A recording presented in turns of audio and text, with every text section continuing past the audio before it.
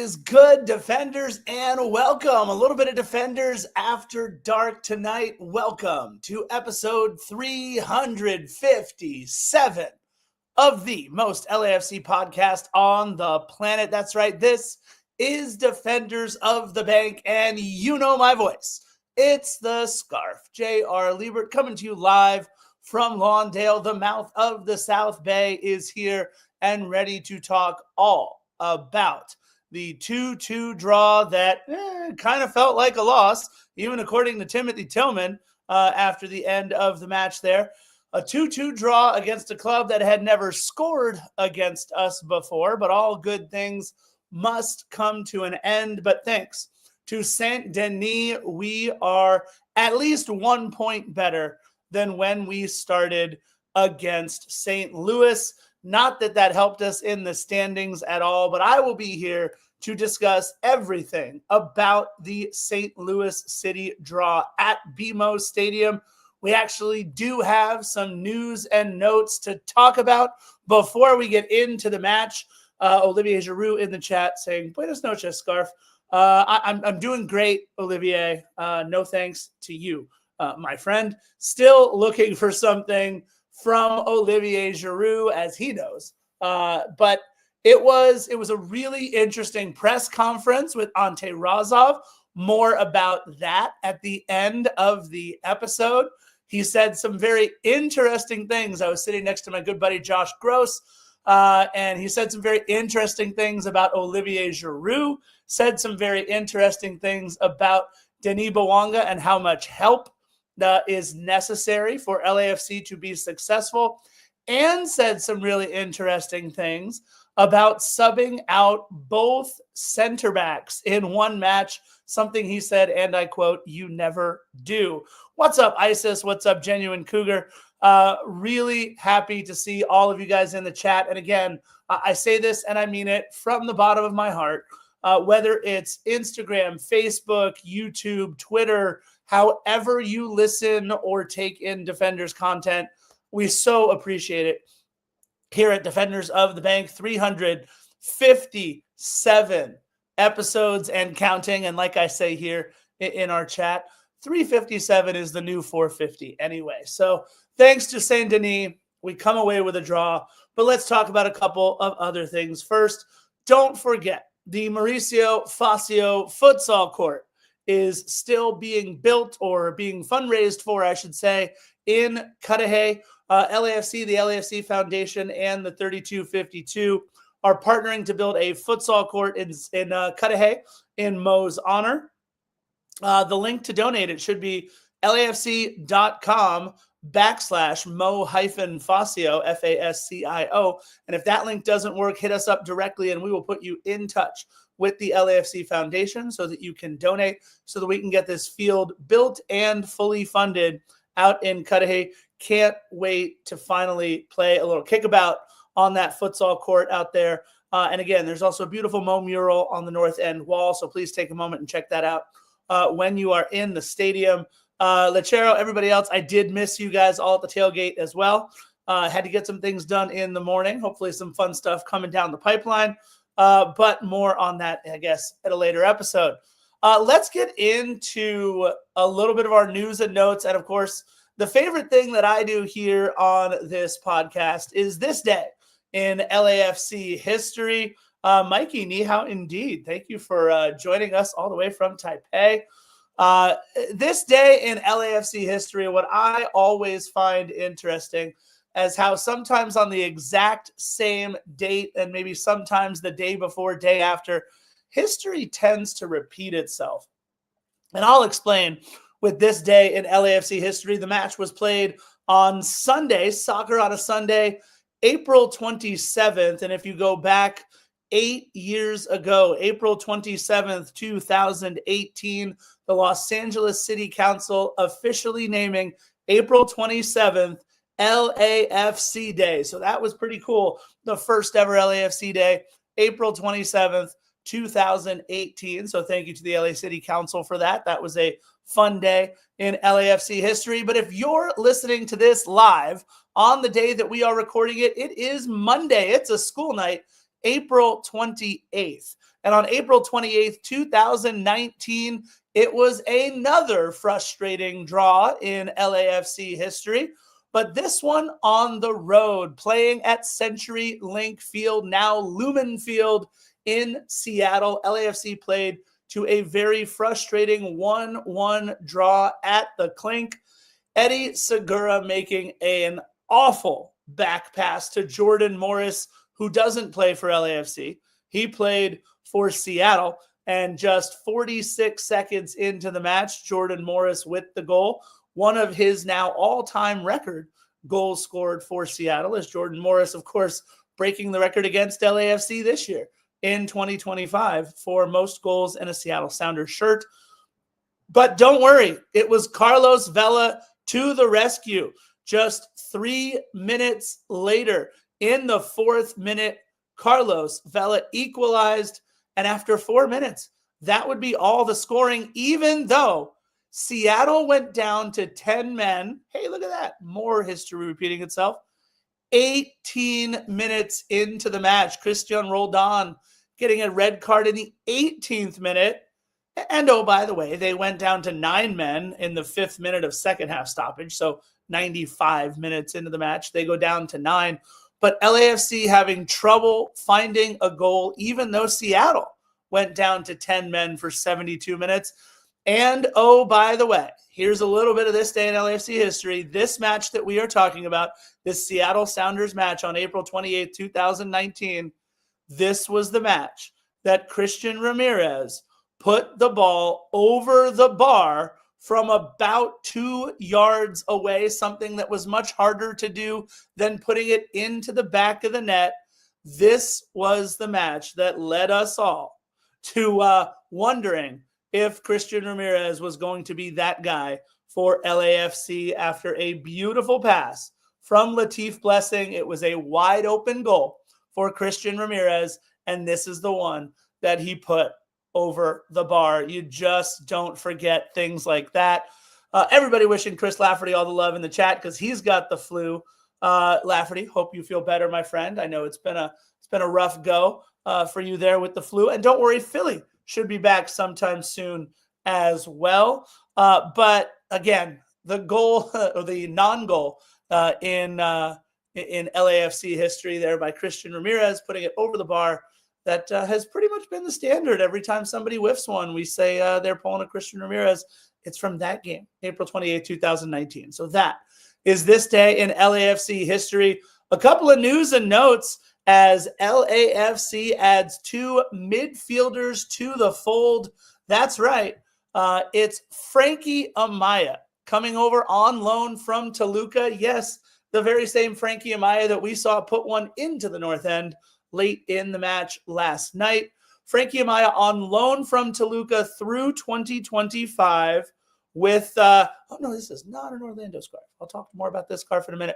On loan with the club through 2025 with an option for 2026. Frankie Amaya, a local product from Santa Ana and former UCLA Bruin, which ought to make Ryan Hollingshead pretty happy. He joins LAFC for the remainder of 2025 after a short spell with Toluca where he didn't really produce all that much, or at least didn't fit into the plans all that much because he just signed with them for the 2024-25 season.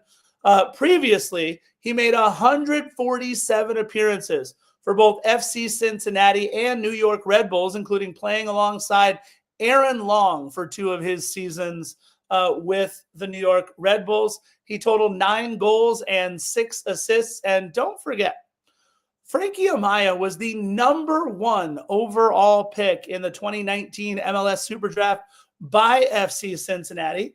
And he would go on again to make his LAFC debut in this match.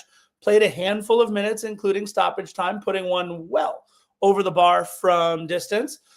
So Frankie Amaya joining the club. Apparently, if you read all the stories on the internet about Frankie Amaya and his family, they were really hoping to be drafted by LAFC. But since Cincinnati had the #1 overall pick, those hopes were dashed quite quickly. Cincinnati's still a good soccer city. as is, the New York Red Bulls.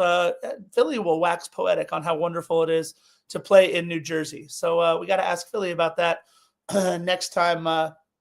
Next time he's here. What's up, Vet? Hope you're doing well, my friend.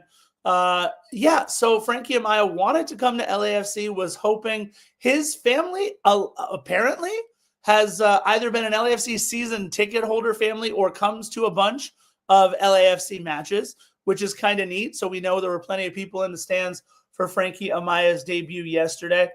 Also coming over from free agency, actually, in this case, was midfielder Ryan Raposo, a player who I've actually talked about on a couple of different times on this podcast, as he played at Syracuse University as one of my colleges that I show a little bit of love to. I am a Syracuse basketball fan, not necessarily a Syracuse soccer fan, but Ryan Raposo playing at Syracuse.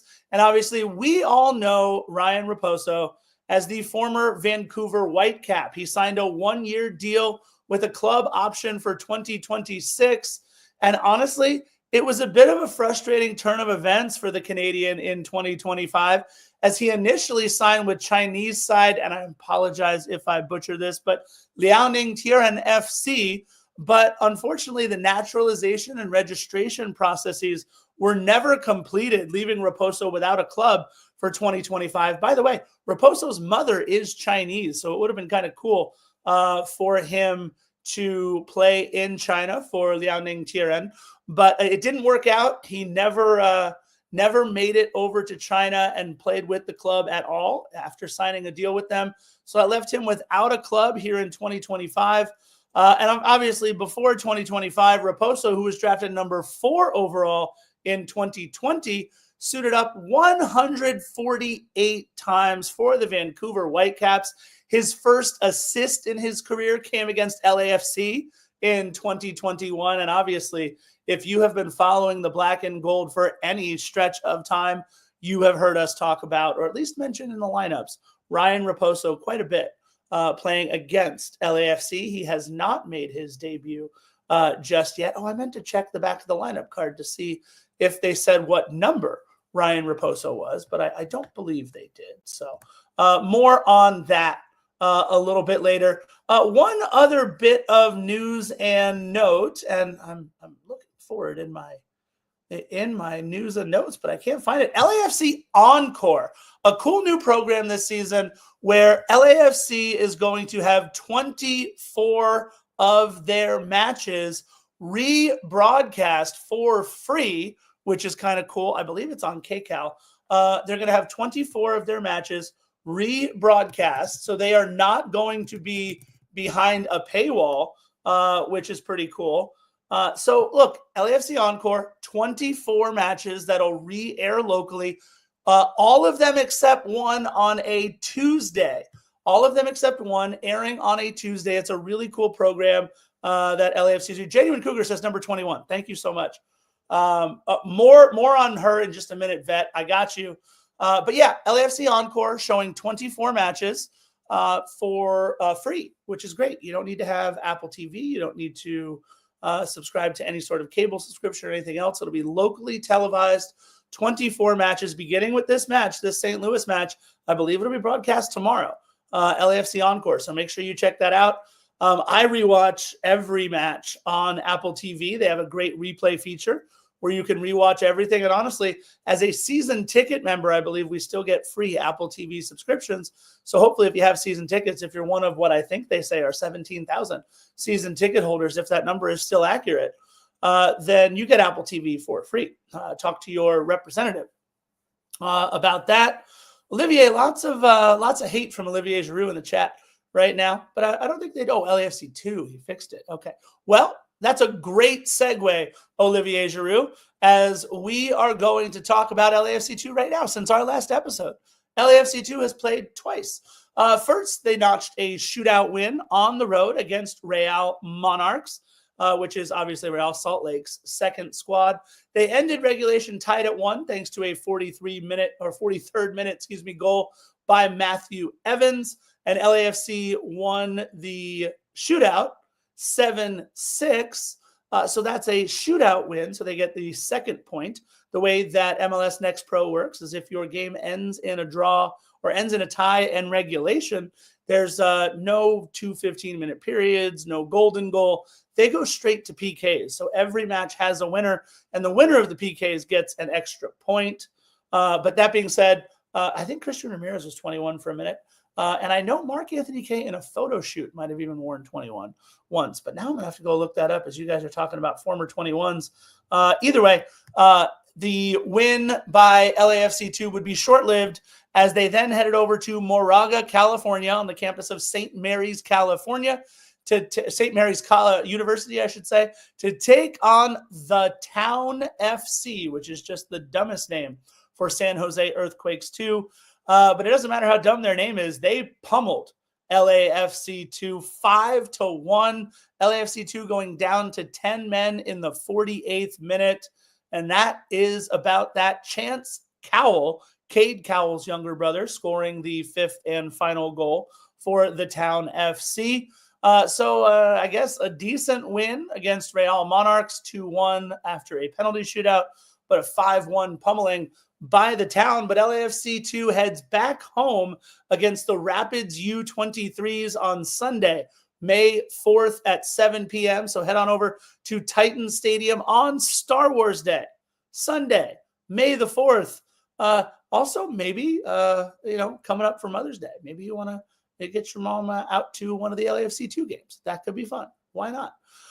So that's it for LAFC 2. A quick update on Angel City. Despite racing out to a 2-0 lead, ACFC couldn't hold on in Orlando, falling to the Pride 3-2 on an own goal by M.A. Vignola in the 93rd minute, an absolute backbreaker of an own goal. So the loss after being up 2-0 for Angel City. It has been a rough go these last couple matches for Angel City, getting crushed by Gotham, and now the loss 3-2 against Orlando after being up 2-0.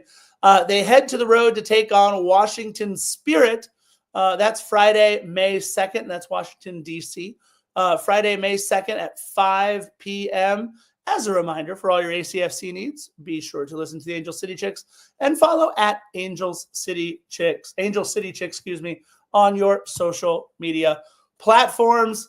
Let's talk about Kids Day at BMO Stadium. A couple of people already talking about it in the chat. Apparently, an award-winning 8-year-old mariachi singer sang the national anthem, absolutely blew the doors off of it at BMO Stadium. I mean, my goodness, that was a special rendition of the national anthem. How about Nick getting a little bit of help from a couple of 12 and 13-year-old trumpeters? That was really cool to see 3 trumpeters down there doing our annual start, our start to every match, not annual, but our customary start to every match. Dude, that young redheaded dude helping out on the PA with Eric Smith out there, he did a wonderful job on the PA announcing. There was a kids DJ before the match in the stadium. There was a kids DJ out at Christmas Tree Lane. It was really, really cool. LAFC Falconer in the building. What's happening, my friend? Can't wait to get that framed up for you and show you there. It was just a really cool pre-match atmosphere. A ton more kids in the stands than usual. Even I was talking to a couple people who work for LAFC that was walking around the concourse and everything, and there was a ton more kids there. It was really, really cool. But that 8-year-old who sang the national anthem absolutely crushed it. And pre-match, honored before the match, I was so excited to see her there. Also a little bit of lump in my throat. Someone must have been cutting onions near me in the stands. But the designer of this scarf, 4-year-old Remy, was there on the pitch with her family. Of course, Remy going through all kinds of surgeries and treatments and chemo and radiation, diagnosed with an awful form of, I think it was, I'm blanking on the type of blastoma that it was, but at 18 months, diagnosed with stage 4 cancer that is that serious. for her to go through all the treatment that she did over the last couple of years, and then to be through with her treatment in 2024 and to be able to be out there on the pitch so that we could honor her on Kids Day. A portion of the proceeds for all of these scarves going to the American Cancer Society's Childhood Cancer Research, Prevention, and Treatment. So make sure if you haven't picked one of these up yet, there are no discounts available on these scarves at LAFC HQ, but it's the one scarf that you shouldn't need or want a discount for because, again, some of the proceeds going right to the American Cancer Society. It has always been a cause near and dear to my heart. So please make sure if you haven't picked up one of these scarves, if you're only going to pick up 1 or 2 scarves every year, yes, I know it's purple, it's Orlando colors, but it just doesn't matter. It's got, oh, it's upside down. Here we go. It's got a pretty cool, there it is, LAFC with the ribbon right there. That's pretty cool. Very well designed there by Remy. So nicely done. Good job there by Remy. Gerardo, you're never too late. Thank you so much. Yeah, we had an absolutely focused Ollie out there on the stadium, out there in the pre-match as well. And look, if you picked up some coffee on the field level from Pink Bunny Coffee, first of all, that's Green Day's coffee that is now sold at BMO Stadium. Yes, Green Day. If you listen to Dookie back in the day, or if you listen to any of the newer stuff now, they've been around for forever, one of the forefathers of the alternative rock music scene. Green Day has their own coffee company, Pink Bunny Coffee. It's sold all around BMO Stadium. And before the match, if you headed on over to the Pink Bunny Coffee kiosk, it was none other than Trey Cool, the drummer of Green Day, who was the one serving all of the coffee to everybody before the match, and then stepped into the 3252 into the north end, got behind some drums, and was one of our drummers for a little bit in the north end. I don't know what that has to do with Kids Day, but it was pretty darn cool to see Trey Cool, I didn't mean to do that, but I did, of Green Day, both in the stands drumming, and then I got a couple pictures from people who sent me, yeah, that's Trey Cool serving coffee down on the pavilion there on the field level. So pretty cool that we had Trey Cool out there. Look, let's get into the match because this is an interesting one to break down, especially the second half, although we do have a good amount to talk about in the first half. Let's get right into it as we talk about LAFC's 2-2 draw at home against St. Louis City SC. And that is far too many things. You could be St. Louis SC. You could be St. Louis City. But I don't understand what we're doing with St. Louis City SC. That's just, there's too many things going on there, St. Louis.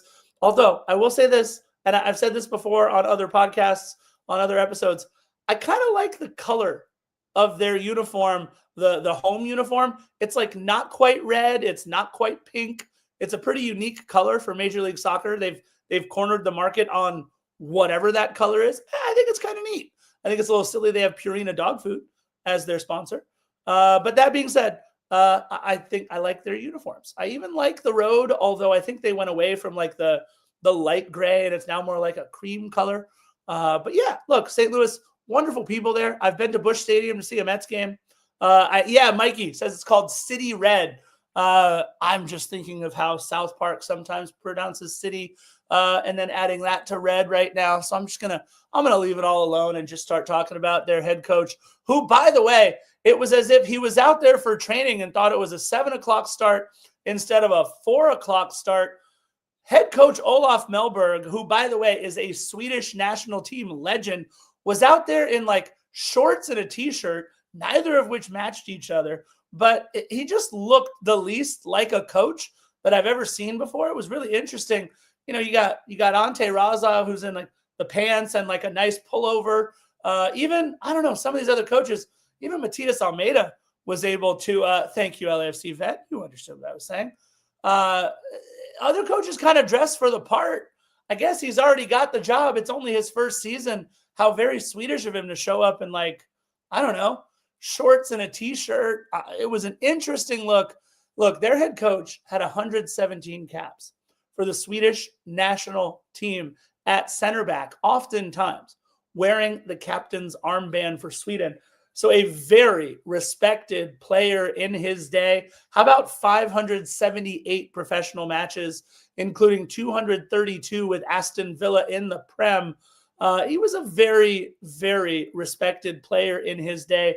Has coached over in Europe a little bit, but this his first go in Major League Soccer, his first season. And look, he comes out in a 4-3-3. And third game into the season, third match into the season. Kai Kamara, would love to have you come into the match, come into LAFC this season. Kai Kamara, thank you for joining the chat. We would love to have you signed. I'm sure John Thorrington is awaiting your phone call. Ben Lunt having to take over because 3 matches into the season, Roman Bürki breaks his hand. A huge injury because all Roman Bürki did was start the season with 3 straight clean sheets. So the guy was in the best form he's been in a while. And they have to go to the 29-year-old German, Bürki's backup, Ben Lunt, who had played just 4 matches in MLS from 2023 and 2024. He's already played in 6, now 7. He was excellent in this match. Thought he played very, very well. What's with the last couple of keepers who have been former backups now really playing well, between James Pantemis of Portland and now Ben Lunt? It has been a solid run of former backup keepers against LAFC in these last 2 matches. In the 6 matches prior to this one, he had only allowed 6 goals and 2 clean sheets. So he had held his own anyway. But yeah, saving a Bouanga penalty, a couple of the other saves that he had made were pretty solid. Really, really solid performance. Have a good evening, Chris Lafferty. Really solid performance by Ben Lunt. On the back line of their 4-3-3, Kyle Hebert, Timo Baumgartel, Joshua Yarrow, and Giannis Horn. More on a couple of those players in a little bit. In the midfield, Tomas Ostrak, Conrad Wallum, more on him in a little bit, and Alfredo Morales, who would go on to help LAFC at least a little bit in this one. And on the front line, Cedric Teuchert, who was the only player coming into the match for St. Louis who had both 1 goal and 1 assist. That's right. They have no players on the team coming into this with 2 goals and no player on the season with 2 assists, and only 1 player coming into this match with both a goal and an assist. They only have 5 goal scorers and only 3 players with an assist. And that's the club that we gave up 2 goals to. Especially after going down a man, we gave up 1 to them. I didn't love our defense in this one. I haven't loved our defense for the past couple weeks. We got to figure out what's going on at center back. We have to figure out what's going on in the midfield defensively. Denis can't come back and play defense for us as well. And we know if David Martinez is out there, he's not coming back to play a lot of defense. Maybe we put in Olivier Giroud at center back. I don't know. Maybe we can get some sort of production from him. But it was very interesting, to say the least, the way the red card. More on that, Falconer. I got you. Jason. We'll talk about that in a little bit. I will fully break down how he got his red card. So it's Cedric Teuchert, Joao Klaus, and Marcel Hartel. And we would see 6 subs from both sides in this one. And I'll talk about why that was able to be the case when we get to where that is in the recap. The 6 subs we would see for St. Louis. 6 subs seen for St. Louis. That's a fun tongue twister. Akil Watts, Celio Pompeu, Simon Betcher, Joachim Nilsson, Makai Joyner, and something cut off on my notes here. So I can't see who the 6th sub is. But don't worry, I'll tell you guys in a little bit once we get there.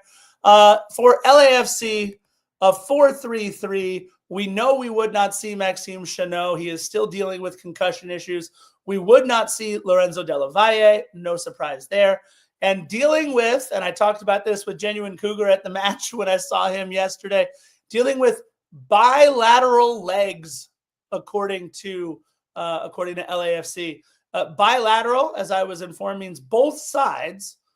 So both sides of his legs were sore. That's like an NHL injury list where they say, oh, it's a lower body injury. Yeah, thanks. I wake up every day with a lower body injury. I don't know what to tell you about it. But no Odin Thiago Holm because of bilateral legs. LAFC's 6 subs would be Nathan Ordaz, Cengiz Under, Eddie Segura, Jeremy Abobasi, Nkosi Tafari, and Frankie Amaya, who would make his LAFC debut just a couple of days after signing with us.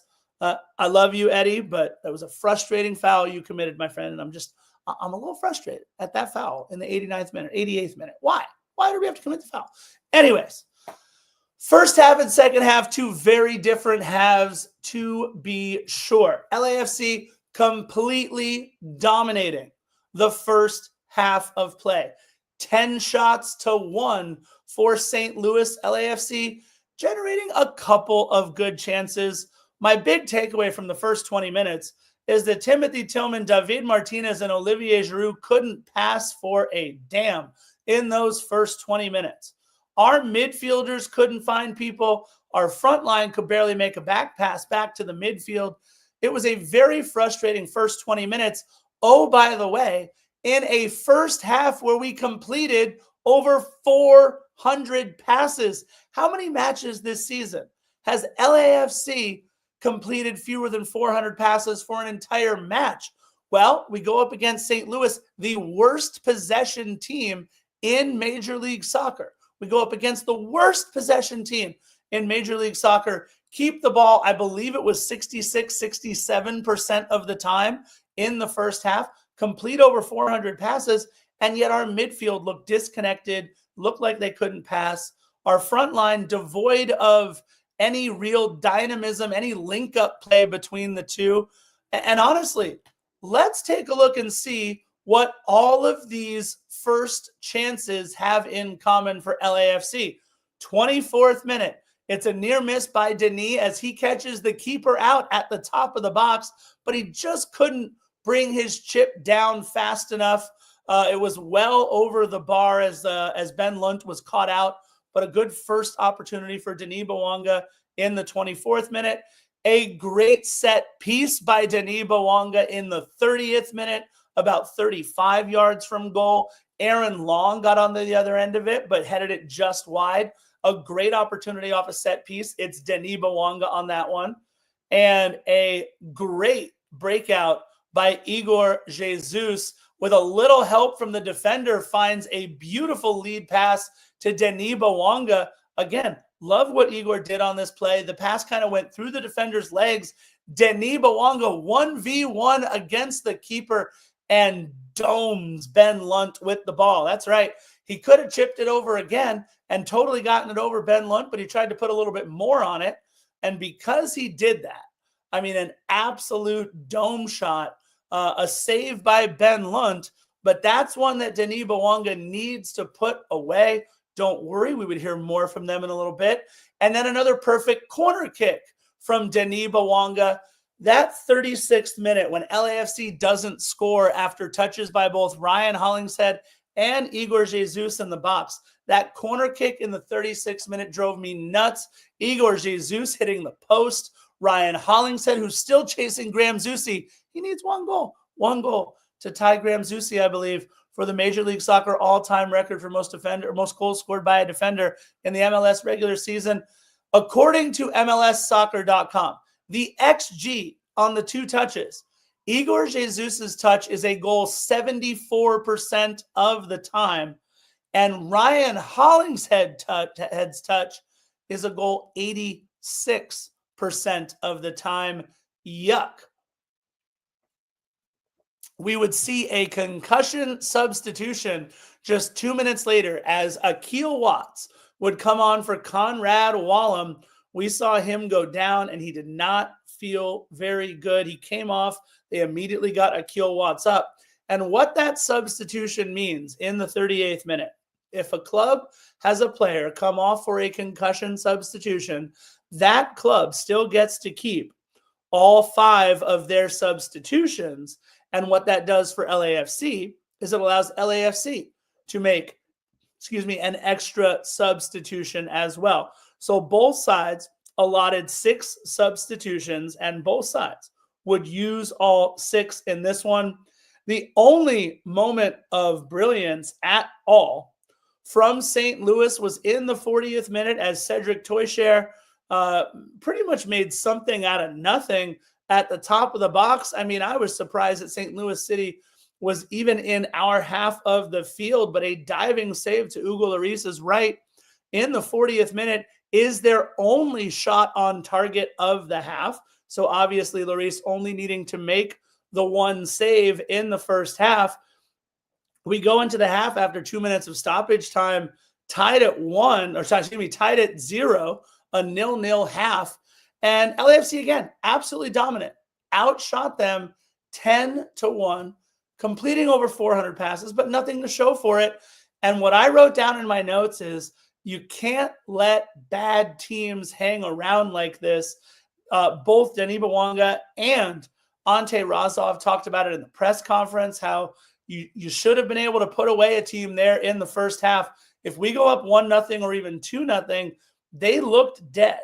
Our midfield just looked lost. I thought Igor Jesus was fine on the ball. But other than that, Timothy Tillman didn't look great. Marky Delgado didn't look great. It was a really frustrating effort by our midfield. And I'm going to say it, back to the drawing board with Olivier Giroud. In this one, he looked a step slow, looked a step behind in terms of what he thought the offense would be doing versus what he was doing. He turned the ball over a couple of times. And this, oh, by the way, is after getting a full week of rest. I don't know anymore. And I'll tell you what, I don't think Ante Razov knows anymore either. More on his comments on Olivier Giroud in the press conference after we finish the recap.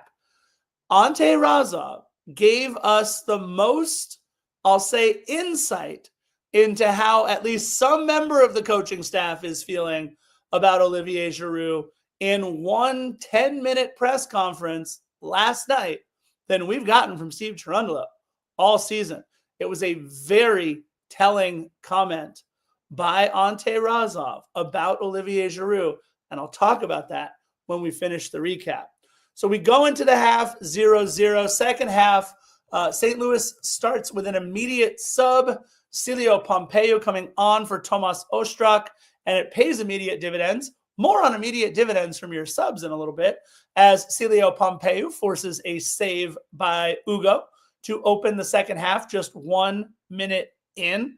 And in the 48th minute, something that will also circle around back to, a yellow card for Alfredo Morales for a foul on Denis Bouanga.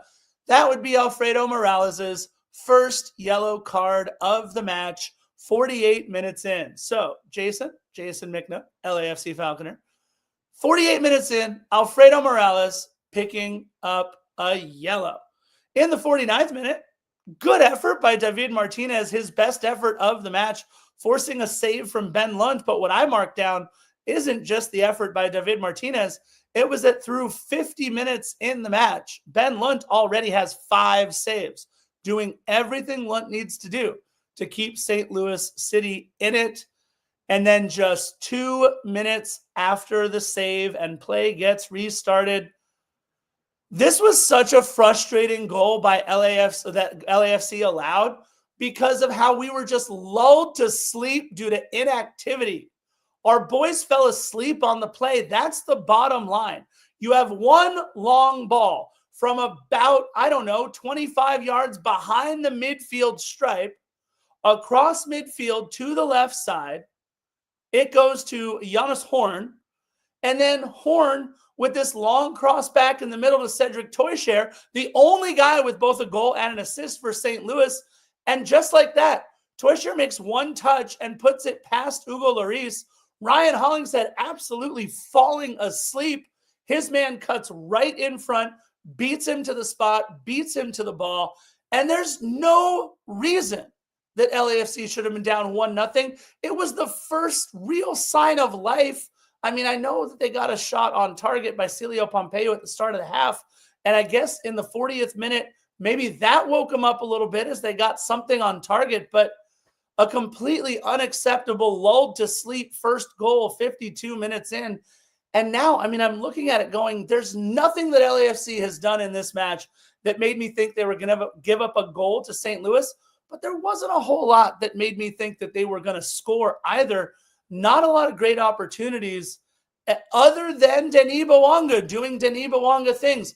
2 set pieces, a corner and a set piece, that Denis tried to help us score a goal by passing the ball, and 2 or 3 opportunities in the first half where, if not for Denis Bouanga, we barely have any shots on target whatsoever. 63rd minute, I thought, was when LAFC kind of picked things back up again. A full 10 minutes of playing a little shell-shocked. Denis looked like he wanted to chip it far corner. Genuine Cougar asked, are we relying too much on one player? I'll tell you what Ante Razov said about that in a little bit for sure. There's definitely, again, Ante Razov, very open and straightforward with his comments in this one. But Denis Bouanga looked like he wanted to kind of chip it to the corner. It got deflected off of Baumgartel, the defender for St. Louis. It comes down to Giroud, and I mean, Giroud just whiffed on it. Barely got anything on it, kind of pounded it into the ground. It was well wide anyway. We needed more from Olivier Giroud than what he gave us in that situation. Hell, we've needed more than what Olivier Giroud has given us the entire season. That being said, let's fast forward to the 68th minute as Nate the Great, Nathan Ordaz, comes on for Olivier Giroud, and Cengiz Under coming on for David Martinez. Look, we hear and we see all the time the talent of David Martinez. Supposedly the best prospect to come out of Venezuela maybe ever. And we have seen some moments of brilliance from David Martinez. But I don't think that David Martinez came to play in this one nearly as much as we needed him. We didn't see the dynamism. We didn't see the ability to take on several defenders. I don't know. I didn't see a lot from David Martinez in this one. LAFC vet, you're absolutely right. When Giroud got subbed off, he was upset. You know what? We were all upset, Olivier.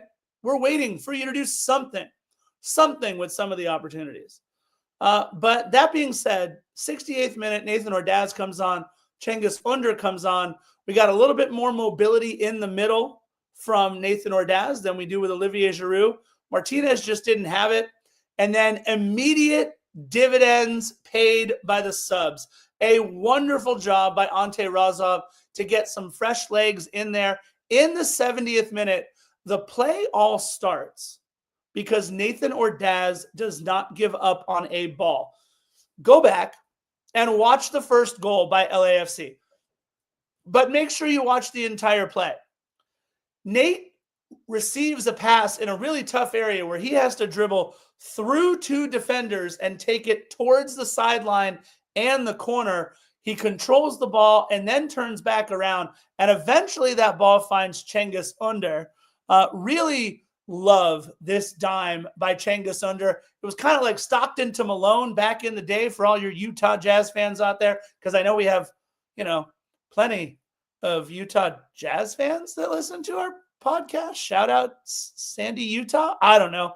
It was very Stockton to Malone-ish, although a lot of the Laker diehards will tell me it was more Magic to Kareem.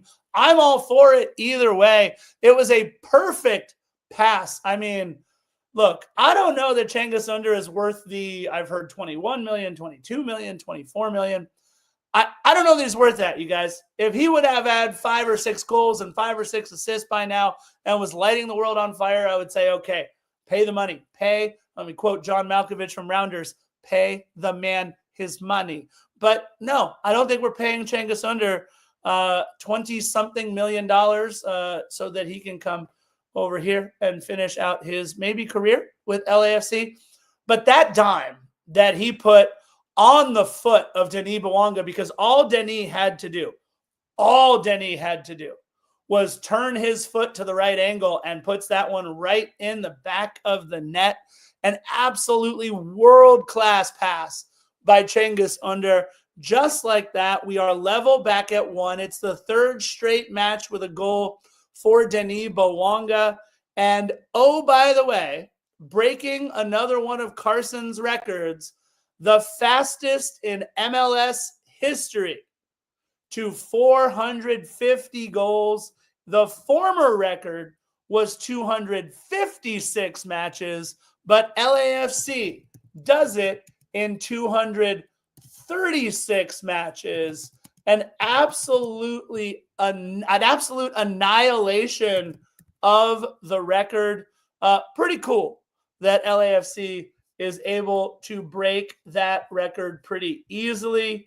I was trying to look up the fastest team to 400 goals in MLS, but I'm having a little trouble finding it. Maybe one of you guys out there can help out and see, were we the fastest to 400 goals? And if so, how many matches did it take us to get to 400? Either way, in the 70th minute, we're all nodded at one. And after the goal, you saw St. Louis City bring on some fresh legs as well. Simon Betcher, Joachim Nilsson, and Mackay Joyner coming on for Joao Klaus, Jonas Horn, and Cedric Toysher.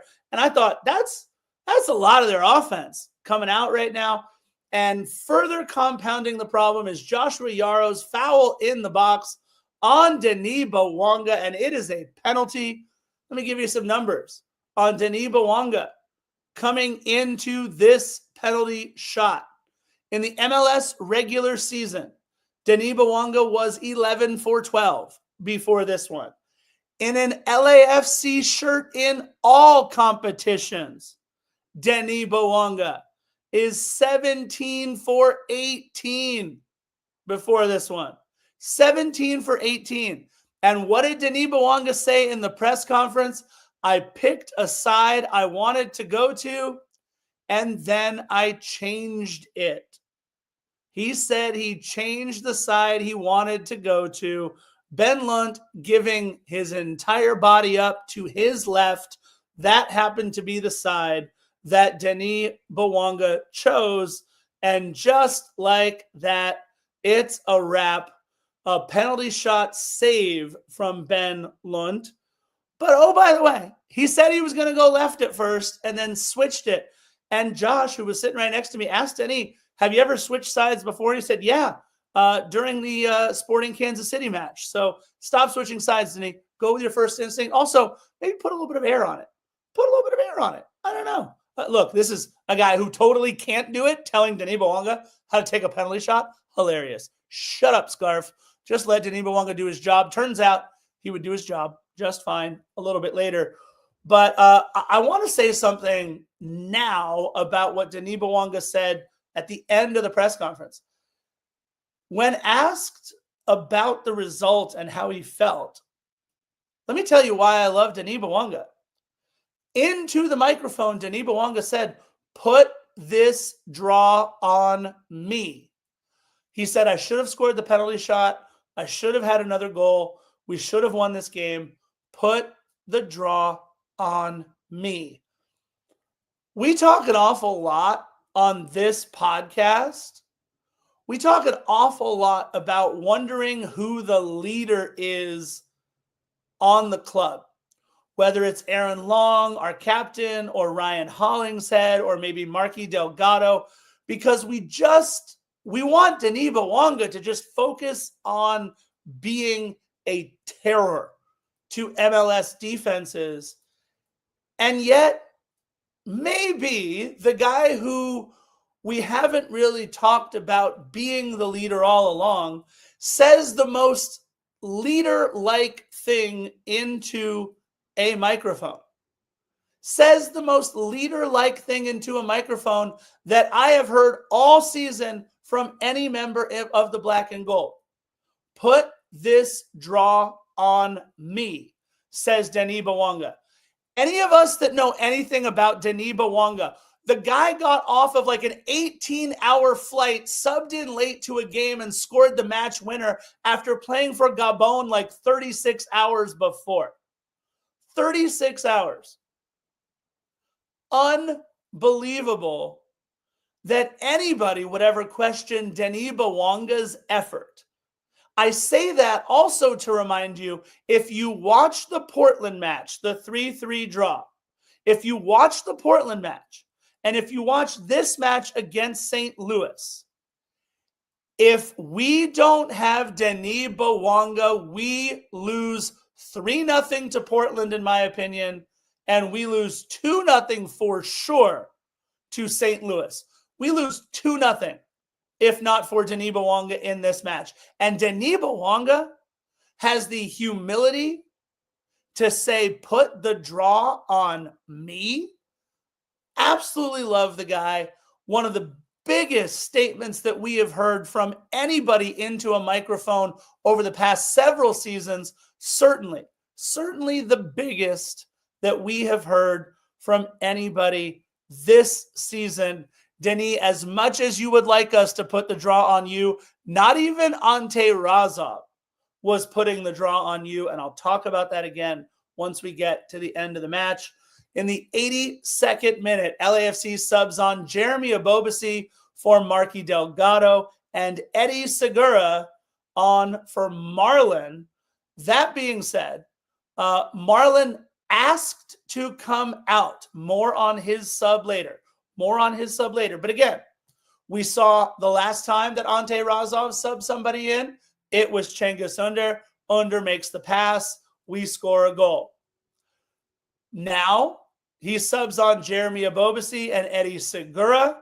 And Jeremy Abobasi, less than 30 seconds into the match, draws a foul by Alfredo Morales. And anybody and everybody watching that foul knew it doesn't matter if you have one yellow card already. It doesn't matter if that's your first foul of the match. A really silly foul that could only be described as a yellow card foul. And sure enough, it is Morales' second yellow card of the match. That turns it to red. So this is the part where LAFC gets a late one after they go up a man, and we all feel good about a 2-1 win. And as the retiring Lee Corso says on College Game Day, not so fast, my friends.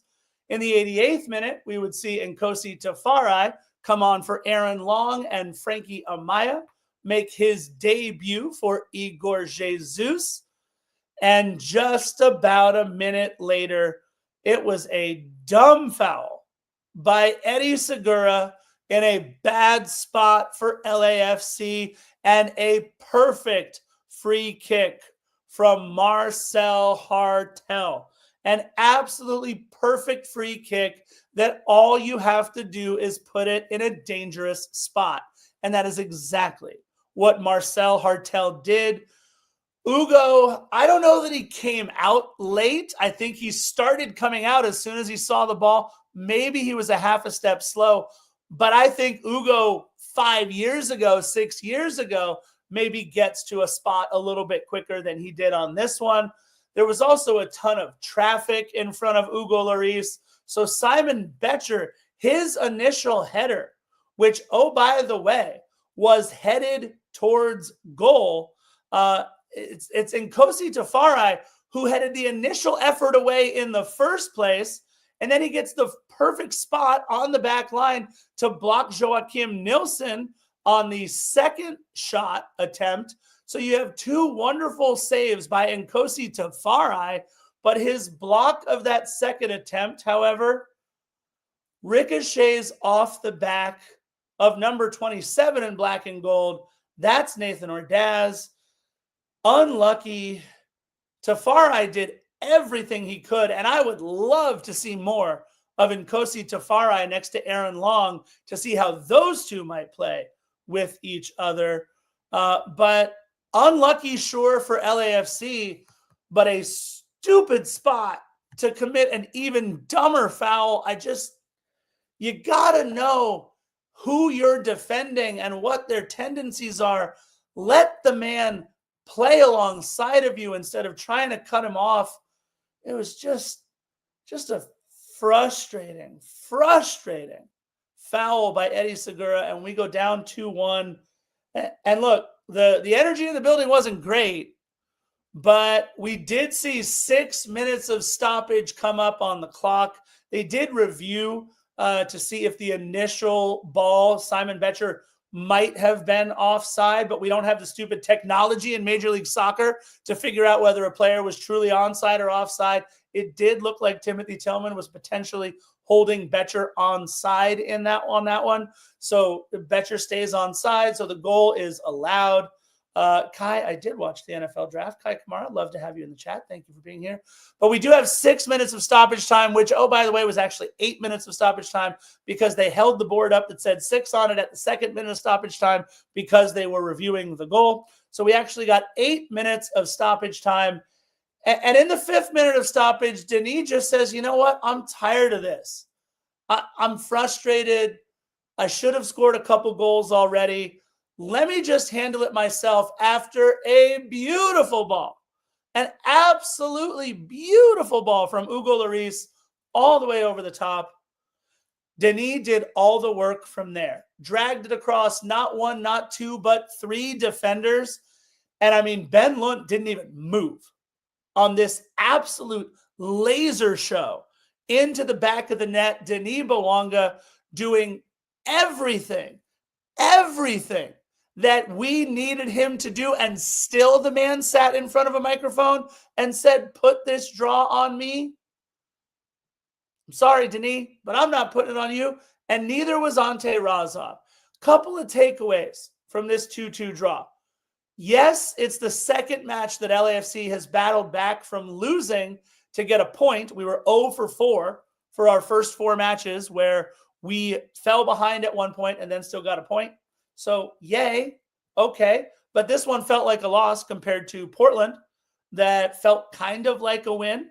It's nice to have Denis Bouanga back scoring goals in Major League Soccer. He now has 4 goals, which, by the way, is only 3 behind the MLS leaders through 10 matches. So it's not like the MLS lead is really far away. I think Denis can definitely do a little bit more this season, and all of a sudden he's right back up there leading the Golden Boot race. He also, oh, by the way, has 7 goals in 15 matches for LAFC this season and 76 goals in all competitions for LAFC. He is just 17 away from tying Carlos Vela.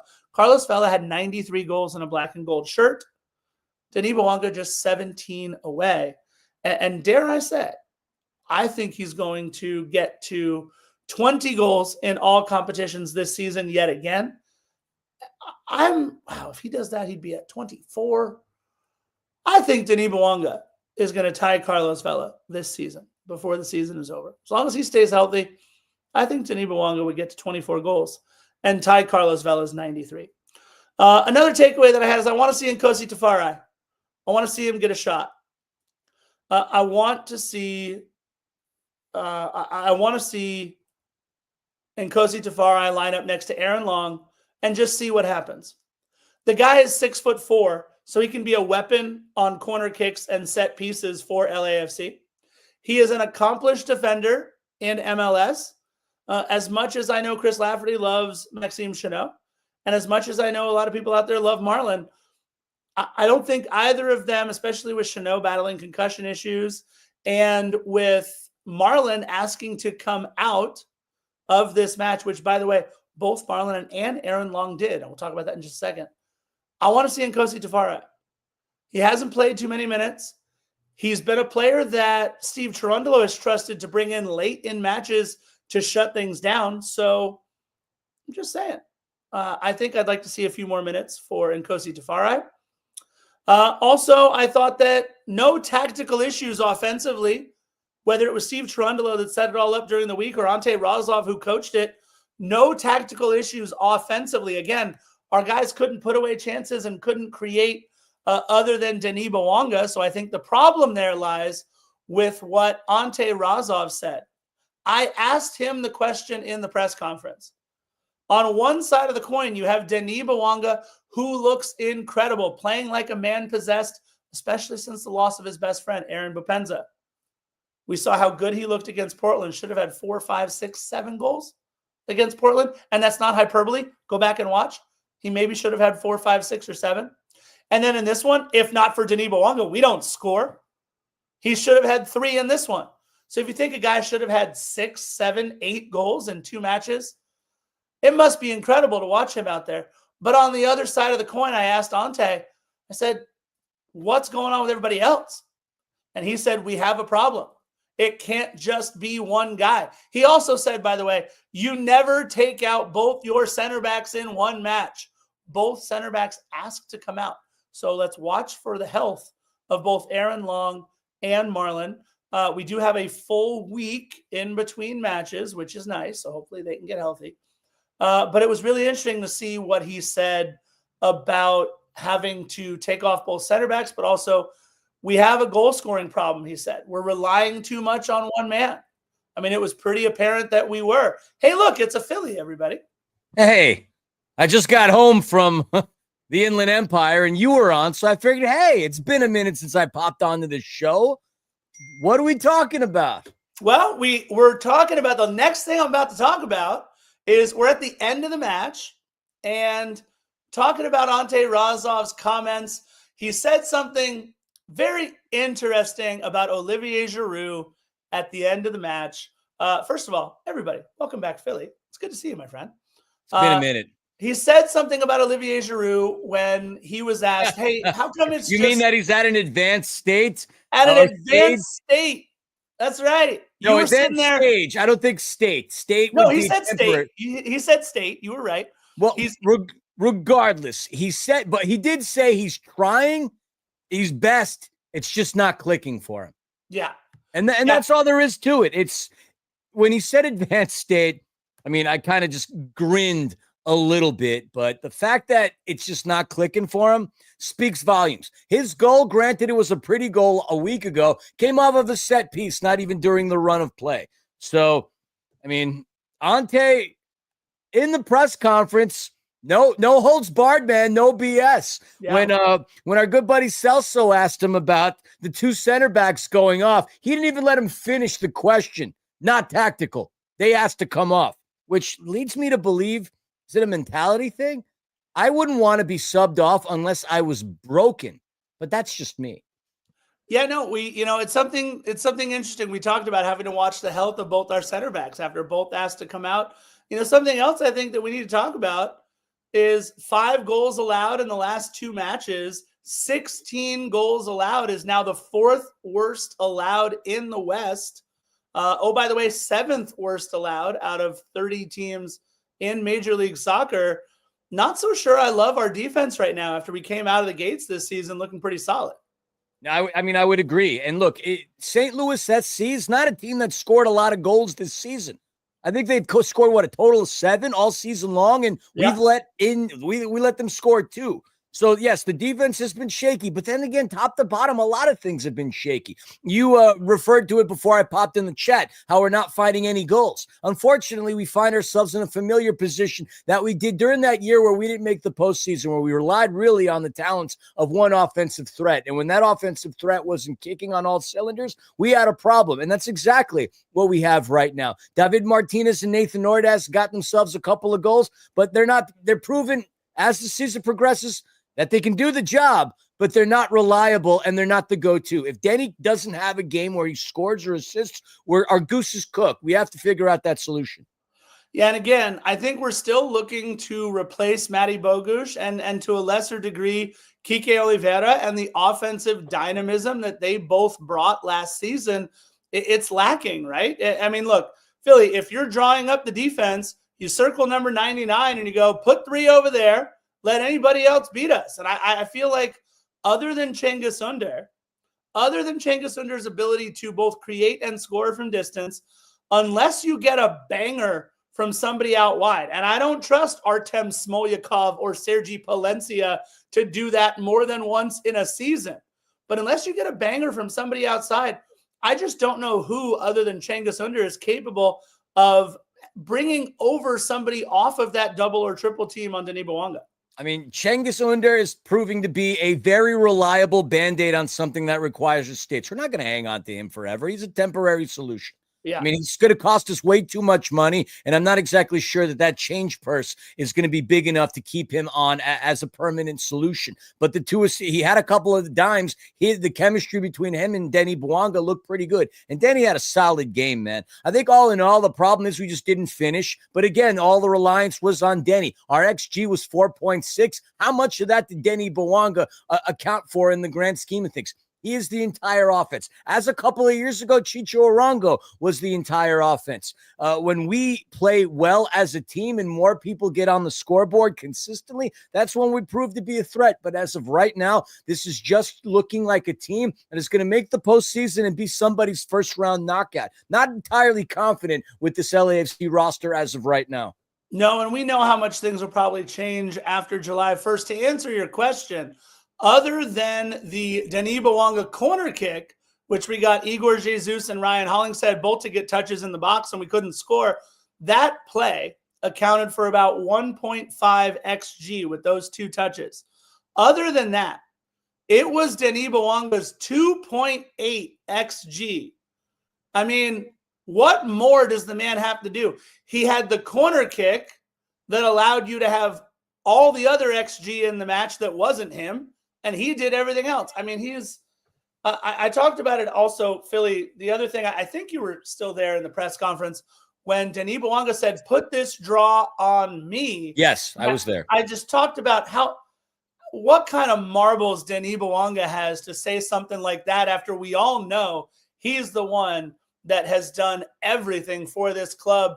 Look, if Denis doesn't score, we don't score, Philly. We lose this match 2-0 to a bad St. Louis team.